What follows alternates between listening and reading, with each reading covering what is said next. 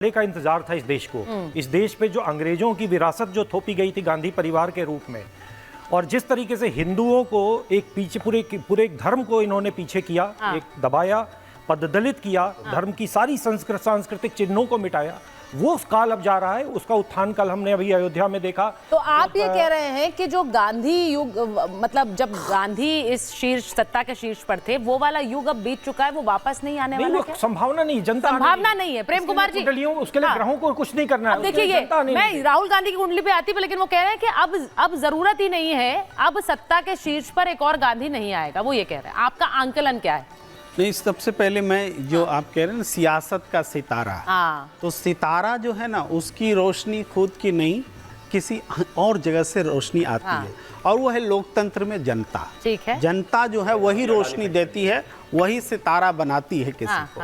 और उसके बाद हम देखें तो लोकतंत्र में सिर्फ प्रधानमंत्री नहीं, भाई राष्ट्रपति या पूरे मुख्यमंत्री जो देश भर में है, वो सब में राजयोग है। तब वो मुख्यमंत्री है, तब वो प्रधानमंत्री है, तब वो राष्ट्रपति है, इवन सेना प्रमुख, इवन जुडिशियरी के प्रमुख, ये सब जो हैं वो सब राजयोग वाले पद हैं। लेकिन हमारी डिफरेंसेस होते हैं, राजयोग में डिफरेंसेस होते हैं, ये बात ध्यान रखिएगा। नहीं, वो कोई ज्योतिष थोड़ी है आचार्य जी, वो तो अपने आंकलन की बात कर रहे हैं बतौर पत्रकार। यहाँ भी खड़े हैं प्रेम कुमार जी, तो आपके कुंडली के अंतर्गत राजयोग है, आपकी जगह खड़े होने के लिए लोग तरसते हैं, लेकिन कितने राजयोग हैं? अब ये देखिए, ये देखिए, अब इसका मतलब तो ये है कि राजयोग भी किस तरह से इंटरप्रेट किया जा रहा है, किस तरह से इंटरप्रेट किया जा रहा है, कितने प्रकार के होते हैं। जिस कुंडली में एक राजयोग माना विद्यमान है, लिखा गया है धर्माधिपति राजा मंत्री मंत्राधिपो भवेत् उभय अन्यन संदिष्टो जात सचेदी राज्य भाग। यदि पंचमेश का और नौमेश का आपस में संयोग बनता है तो व्यक्ति मुख्यमंत्री तक की पोजीशन तक सिर्फ जा सकता है, ये नियम है ज्योतिष का।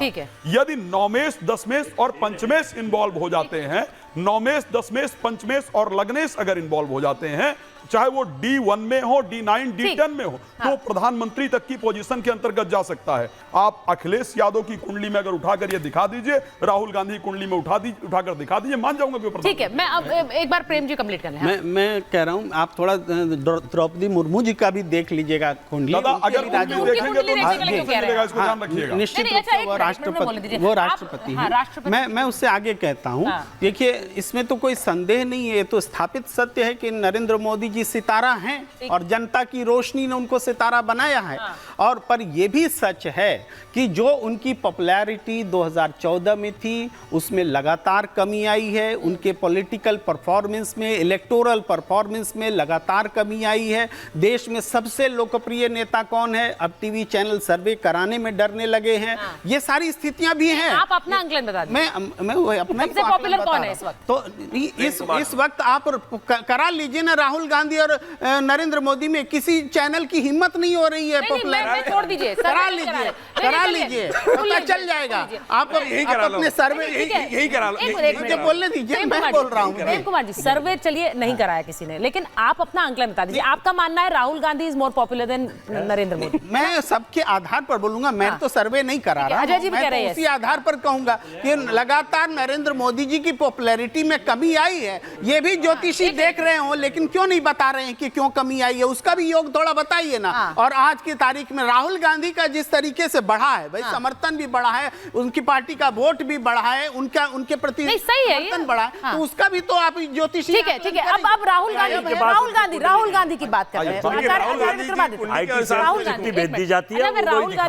की कुंडली देख रहे हैं, योगी आदित्यनाथ की भी बात करनी है मुझे। कोई चिंता नहीं, आपकी बहस यहाँ होगी ना। बाबा की कुंडली, राहुल बाबा अजय जी, आज आप उनके साथ नहीं बहस कर रहे हैं। राहुल जी की कुंडली मेरे समक्ष है। तुला लग्न की जन्मपत्री है, शायद किसी के पास हो ना हो, लेकिन तुला लग्न की जन्मपत्री से विचित्र विडंबना है कि चीजें हाथ से आती आती निकलेंगी। मैं उनकी पर्सनैलिटी को नहीं कर रहा हूँ, बहुत जबरदस्त है, सब कुछ है और बिल्कुल, लेकिन उनके साथ न्याय होने वाला है नहीं, अभी भी नहीं हुआ है। राहु की महादशा की बात कर रहे थे, वो 25 में खत्म होने वाली है, बृहस्पति की महादशा शुरू होने वाली है, और उसके बाद उनके अंतर्घात, उनके अंदर वाले लोग जो है ना, वही उनके लिए बहुत मुसीबत उत्पन्न करने वाले योग बनाने वाले हैं। लेकिन परिवर्तन होने वाला है, वो वरिष्ठतम अपने लेवल को प्राप्त करने के योग बनाने वाले आने वाले 16 साल में। लेकिन मैं आपको यहां बताऊं कि 2028 के आसपास, 28 से लेकर 30 के बीच में जो वो सपना लेके चल रहे हैं, उसमें भयानक जिसमें अविश्वासघात उनके स्वयं के साथ होने वाला है वो साफ साफ दिखाई दे रहा है, क्योंकि बृहस्पति में उस वक्त महाराज, अभी आप उनकी कुंडली का विश्लेषण कर रहे थे, उस वक्त बृहस्पति में शनि का अंतर चलेगा, और बृहस्पति में शनि का अंतर जब चलेगा उस वक्त देश के अंदर पार्लियामेंट के इलेक्शन हो रहे होंगे, और वो स्थिति ऐसी होगी कि उनके साथ भयंकर धोखा होने का योग बनेगा। और ये स्थिति साफ साफ समझ रहे हैं। बृहस्पति की महादशा बिल्कुल है, बढ़िया है बृहस्पति की, लेकिन बृहस्पति में शनि का अंतर आएगा 2.5 साल के लिए, और वो उनके लिए बहुत बुरा समय में जाएगा। एक प्रश्न और वो प्रश्न पूछना चाह रहे हैं, प्रश्न पूछना चाह रहे हैं। प्रश्न पूछना चाहता हूं। मुझे किसी ज्योतिषी ने कहा था कि नरेंद्र मोदी जी की हार किसी महिला से होगी, इसके बारे में थोड़ी सी राय। महिला अभी तक कोई ऐसी कोई महिला आई नहीं। बताइए, कौन महिला? कोई भी महिला हो। आप ले आए तो महिला को फिर देख लेंगे। राहुल जी का इशारा प्रियंका जी की तरफ है। मैं ये कह रही हूँ, मेरी बात सुनिए, मैं कह रही हूँ कि हार जीत की बात नहीं है, हम आज रोशनी फैलाने की बात कर रहे हैं।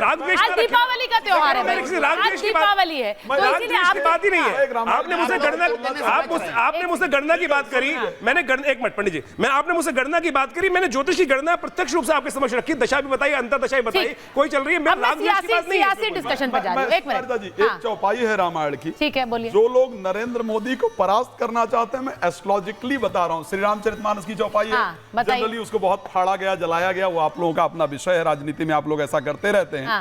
लेकिन गोस्वामी तुलसीदास जी ने श्री रामचरितमानस में लिखा है कि सपने हो ही भिखारी नृप, रंग कुनाकपति होय, और जागे लाभ नहानि कछु, तिमे प्रपंच जिये जोय।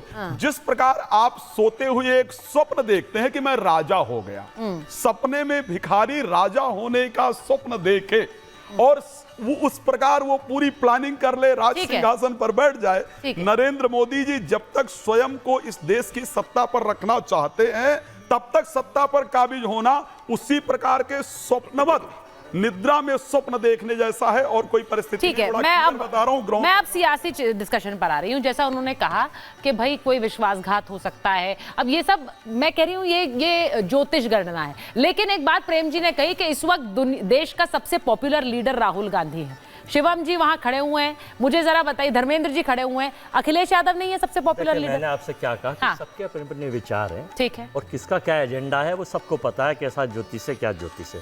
हानि लाभ भाई बीच में अगर शिवम जी बीच में बोलेंगे तो शिवम बीच में बोलने दीजिए ना। अरे नहीं भाई, नहीं, दिवाली पे नाराज नहीं होते, दिवाली पे नाराज नहीं, और वो सही बात है, आप उनके बीच में एजेंडा ना चला जो ठीक है। अच्छा लीजिए, मिठाई खाइए, जो लिख के लाते हैं। अच्छा लीजिए, डिस्टर्ब मिठाई खिला, मिठाई खिलाओ प्लीज। अगर आप तीनों ने एजेंडा बना लिया डिस्टर्ब करना, तो अपनी बात मिठाई खाइए, और मीठा खाइए। मैंने कहा था हानि लाभ जीवन मरण यश अपयश विधि हाथ, ठीक है, ये सब ये रामायण की चौपाई है, ठीक है। और भगवान श्री राम ने जब श्रीलंका पर युद्ध किया था, रावण के पेट में चाहे अमृत था या कुछ था, जब तीर लगा था, एक तीर तो अयोध्या में लगा था, ठीक है। अभी थोड़े दिन पहले 24 में जब तीर लगा था तो सारा नाभि का अमृत काम नहीं आया था। तो अपने अपने विचार हैं, और देखिए एक एजेंडा लिख के आईटी सेल से आचार्यों के, कुछ आचार्य रावण के खेमे, अच्छा हम आचार्य पे नहीं, आप शिवम जी पर तीर चलाइए भाई, आचार्य राम के खेमे के, मैंने शिवम जी को इसीलिए खड़ा किया कि तीर आप वहां चलाएं। महात्मा गांधी के देश में राम के खेमे के लोग हैं, भगवान श्री राम के साथ हैं,